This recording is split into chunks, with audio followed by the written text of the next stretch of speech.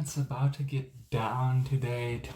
Today went everywhere, absolutely everywhere. So there was a recoupling, and two people were gonna get removed. So let's see.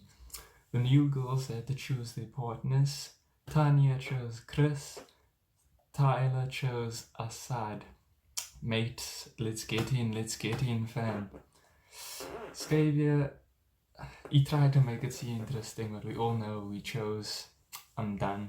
Libor chose you know who, and Ian had to choose between Summer, Rochelle, or Erin. Obviously, we know he chose Erin. No, obviously, we know he chose Rochelle. He chose Summer. Mate, Ian, we need to get to know this man better, because he just took his will and freedom and chose someone random. It's like he played the lotto, guys. He spun the ball and it just landed on that one. He didn't decide. He just looked. It felt to me like he just looked up and he chose. But he did like make a speech. I can understand Rochelle. Friends zone needed to go. Flip's sake. Erin, I think he felt for her as well. And he said, maybe you know what, you can find something better, so go. She's gone. Gone. Two of them's gone. So that's absolutely fine. Rochelle, basically, I think she just stuck to a standard. She kept it at that level of very on the top, high. No one could get there. Well, none of the guys that came there could. Maybe she'll find someone in the real world now. Erin just looked like she was sad, but then okay, but then sad, and then okay, but then sad, then okay. Just while she was leaving and exiting. And she left on a high note while they both did together. So they're both taking the taxi together, so that means, you know, shared price for Uber.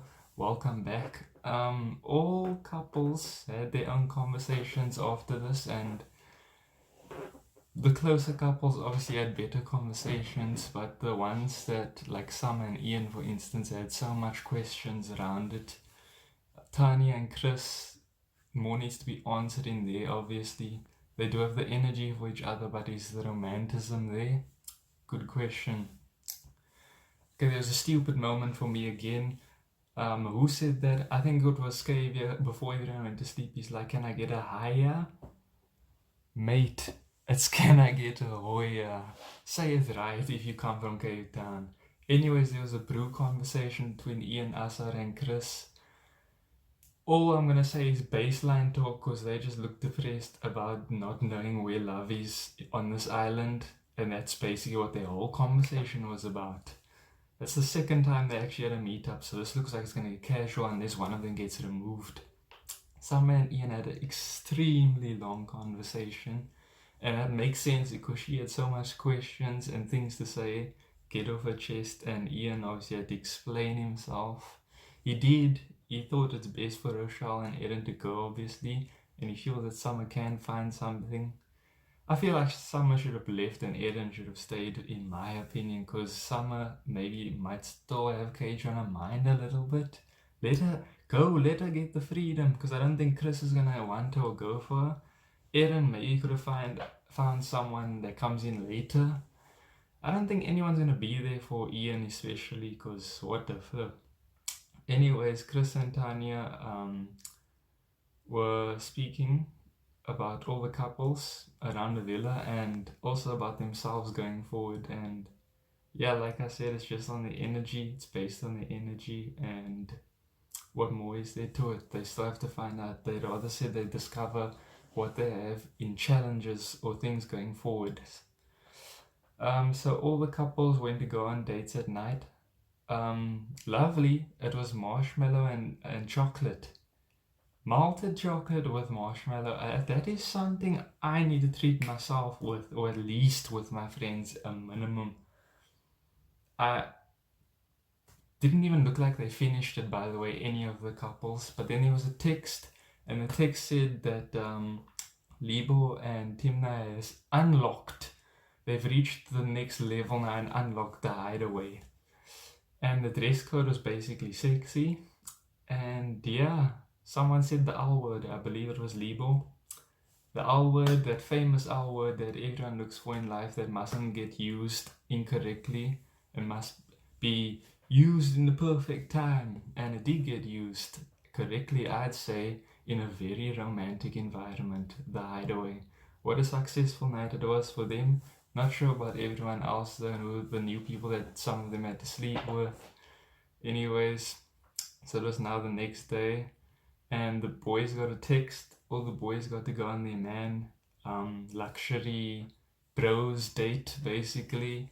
So they all got to go together and have some fun, eat luxury food, drinks, whatnot. So it was good.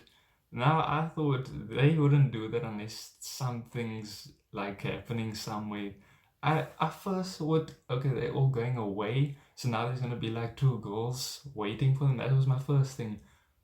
But then it was revealed that two new guys came in while the girls were seemingly bored and thought it was really quiet when they stayed at the villa. Okay, now this is interesting for me. So it's two new guys, free man like Morgan fam, like two new hashtag bombshells. I don't know if they are. First guy's name is Jamie, he's 25. He seems like he's free-spirited and he flippin' looks like a model. You just can't argue with it. You can see he doesn't gym. You can absolutely see his arms basically look like mine. He doesn't exercise. It looks actually kind of look like we have like the same type of body. I'm not comparing myself to him, by the way, but it just looks like we have a similar body, size and shape. But his face, he just looks like he's a model for like Boss model, CPT or whatever, Joburg, all of South Africa. He looks like he could model for one of the big companies. That's just what he seems like. And Josh is 23. He's from Pretoria, where Rochelle just basically got sent the foot back to. And he's studying at the moment. He came from Preston. I don't know what that is. He says he's got abs. Okay, he said it, but I guess we just had to take it in. For me, his voice doesn't match his body. Sorry, that's just what I think. It's just like, I don't feel like he speaks like that. Obviously, he's actually changing it because of the show and that, but for me, that's just a no. Josh, I don't know what you've done to yourself. But anyways, the both of them seem like they could try to connect with all the girls, see where their heads at, see who's with who. Fair enough. And Josh mentioned this word with one of the girls he was talking to, flanter. Is that a flippin' word? Do we need the Urban Dictionary? I'm getting the Urban Dictionary. If it's not there, I'm sorry, because what the flip is flanter? Fanta mixed with what? Owl. What does the owl come from? Tell me, please. Anyways, at the end, they teased two new Indian girls. To me, they just seem Indian. And we kind of do need that. South Africa. What have we got? What have we got to show? The show's supposed to represent our country technically as well. Show what we've got. Thank you everyone for watching. Please subscribe, please share, please like, and please enjoy yourself. I'll see you again on the next